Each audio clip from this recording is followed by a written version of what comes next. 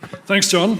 As required by the government's Charter of Budget Honesty, 1998, the Intergenerational reports about the fiscal implications of demographic change, and the first IGR narrowed that a little bit and said it's about the fiscal outlook with an ageing population. So IGRs are about demography, and that's why I'm here. The IGRs, interestingly, treat demography as exogenous in the model. So here's the demographic change, then here are the fiscal implications of that demographic change. And this is despite the fact that international migration is almost certainly endogenous and its level is subject to government policy.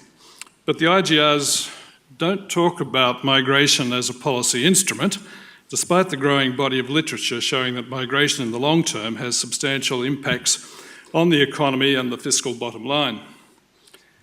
Fertility and mortality are somewhat less endogenous than migration, but expenditure on health interventions and education, as we just heard, reduces mortality, and international comparisons show that work-family policy explains why some advanced economies have very low fertility and others don't. The implicit assumption is that demography is slow to change. Accordingly, we can put demography in the front end of our model without much danger of being wrong. But if we compare the demographic assumptions of the first IGR and the most recent IGR, the 2013 and the 2015 IGR, they're in fact substantially different. That's not the right one. There we go. So there's the three inputs, the difference in fertility going from 1.6 to 1.9. Doesn't sound like much, but I'll show you that it's actually quite a lot. The annual net migration going from 90,000 a year to 215,000, that sounds like a lot, and it is a lot. And then the expectation of life is rather interesting. 1.9 years higher for women, 4.3 years higher for men. That means a lot to us men. But it also means a considerable increase in joint survival of people who are partnered. And in terms of aged care, partners are the number one carers. So there's a future money saver, which is, like many things, not taken into account in the IGR. The IGR assumptions, well, why have they changed? They've changed because we demographers are actually not great at projecting the future, or predicting the future. We're very good at projecting it, but not predicting it, other than by assuming that it will be the same as now, except for mortality, which will keep improving gradually. So when now changes, demographers' assumptions about the future change. And between 2003 and 2015, the demographic assumptions, the demographic now, changed quite a lot. Now, I'm going to show you the effects of doing that. Here I'm using the ABS projections, which were done much the same time, 2003, 2013, because I don't have the data from the IGR. I don't have the age structures and so on from the IGR, but this is the age structures from the two projections made by the Australian Bureau of Statistics, which show you the impact, and the assumptions in each model are pretty similar. IGR1 and IGR4, they're quite relatively similar. So what is the effect? What we're showing here is, if I take that column there, the green one, that's 2051. What happens to the age structure, or the number of people aged 0 to 9, children, in 2050, simply by changing the assumptions? So you might notice that what it means is that the number of children is almost twice as big in 2050 as we had projected 10 years earlier, 80% higher, just by changing the assumptions. It's an enormous impact. And you can see that the impacts then drop down by age. as you move up the age distribution. There's also a pretty hefty increase in 25 to 34-year-olds, over 60%, a very big part of the age of the labour force, an important part of the labour force. So what doesn't increase when we change the assumptions? Well, it's down the other end. The old population doesn't change at all. The 80 and over, interestingly, it goes down a little bit there, which was in the early years, and that's given that expectation of life is rising, that seems a little odd. But I think the reason was that at the 2011 census, the Australian Bureau of Statistics revised the Australian population downwards, and I think that's how that effect occurred. So there's essentially no impact on the older population. The 65 to 79 increase there in the green bar, that's due to the migration, the recent migration. So it actually takes a long time to actually appear on this graph. So that's quite startling, I think. If there's one demographic certainty, it is that we can predict the population aged 80 and over in 40 years' time pretty well. We're hardly likely to be wrong. But the rest of that distribution there, you can see we can be wrong by a very, very long way.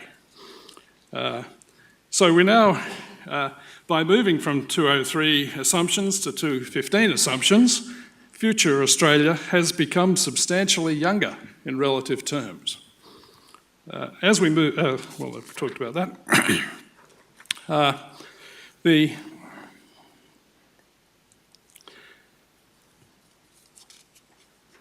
So the fiscal bottom line hinges not on the future numbers of aged people, but on their relative number compared to the workers. That's what the IGR is all about. And let's have a look at that.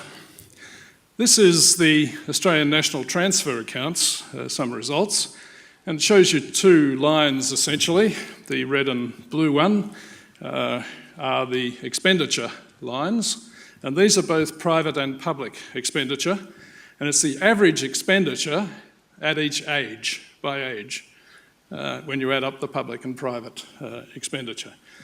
The other line, the blue and the green one, are the income, again by age. So it shows you the simple result that income's low in the beginning and low at the end, but high in the middle. But the important point about this graph is how flat consumption is, private and public consumption. It doesn't change between the ages of 15 and 79, effectively. A 15-year-old, both in private and public terms combined, costs the same as a 79-year-old, and everybody else in between costs the same, on average. So it's very flat. It's the income curve which is not flat. So that means if we look at this graph, as the age structure changes, it's actually not having a big impact on the expenditure side because the expenditure is flat by age. Where it has its big impact is in the income side, because the income side is heavily associated with age. So that's an important point, I think. You might notice also at the end there, which when we're talking about people working longer, this is the green bar is 2003-4, this is 2009-10. Just what a boon it was that people are working longer during that period. So you get a much bigger income side of things there, and a smaller, well, it's a much bigger income. So again, showing how much it's the income that matters. So in relation to the fiscal bottom line, more children are a problem in the short term because their income is far less than their consumption. That's the more children we saw just a minute ago. But further out, the additional children already born since the first IGR enter the labour force just at the time that the baby boom generation hits the old ages, 80 and over. As I, inshallah, shall be one of the old by that time, I welcome these additional children. Further, the additional children have been born to more educated women and to skilled migrants. Thus, we can expect them to be high in human capital when they hit the labour market. But the shape of income and expenditure for government, this is the public and private combined. This is just the government side of things, the public, and it looks much the same, but it is a bit different. And this is combined, this is all government, not just the federal government, this includes the state government. Again, this graph is actually in the Intergenerational report, but it also comes from the national transfer accounts. So you see that the expenditure side, the spending side, is higher for children than it is for the working ages, and it actually hits a low point about age 25 as far as governments are concerned, and gradually increases and then takes off from about age 60, 65. So in a sense, the IGR is working with this graph rather than the previous one, and that's what needs to be taken into account. The revenue taxation mirrors the aggregate income curve on the previous slide, as you might expect, but children and older people are also tax generators, as you can see there. And this is particularly the case in relation to the GST. So there's the per capita annual GST, national transfer accounts, average that you spend, peaks about $3,000 a year. But the average 13-year-old generated $1,500 per annum in GST for the government. And for 13-year-olds, that would be a lot more if the GST was levied on fresh food and education, both major expenditures for 13-year-olds. And the average 80-year-old also pays about $1,500 in GST, and this would also be a lot more if the GST covered fresh food. So when we have a look at the GST in the future, we need to think about who's actually going to be paying the additional expenditure, the additional tax. Now, income tax, not unexpectedly, but just go back there a minute, notice that this is real terms, that the GST revenue actually fell between those 2 years. So tax, we hear about tax going up and up all the time. In real terms, GST tax is falling for us. Maybe it had some impact from the global financial crisis, but who knows? This is the income taxes, again from the national transfer accounts, and you see that's massively related to age again, as you might expect, and you can see that it also fell in real terms between 2003 and 2009-10. So some of these major taxes for the government are actually, in real terms, are actually falling over this period. So the government's putting itself under fiscal pressure by over time raising less income tax per person in real terms. In summary, the income side of the government's fiscal situation is much more sensitive to changes in age structure than is the expenditure side. It's important that government expenditure is efficient and equitable, and there are many improvements that can be made in this regard. But given the sensitivity of budgets to income rather than to expenditure as the age structure changes, and with the successive IGRs consistently showing massive increases in living standards over the 40 years, it seems reasonable to think that much of the solution to ageing may lie on the income side of the equation. One can ask, and I haven't done any careful calculations here, just throwing it out, would the world end if we were 65% better off in 2055 than we are now, rather than the IGR projected 75% better off? Aside from taxation, the income side of the government's equation is aided by migration, and it's not in that policy agenda, and by increases in labour force participation, which well and truly is in the agenda, as described by the Treasurer. And in the end, the whole equation swings massively on future growth in labour productivity. On On a final note, the IGRs are conducted very much as if Australia is a unit isolated from the rest of the world. In the longer term, Australia's economic situation is probably more contingent on the ageing of our major trading partners than it is on the age of the Australian population. Here's the Australian age distribution from 2011 to 2060 by ABS. It has a beehive shape, a favourable beehive shape, and it doesn't really change all that much. It certainly gets older, but it's not a massive change. It's not like these countries.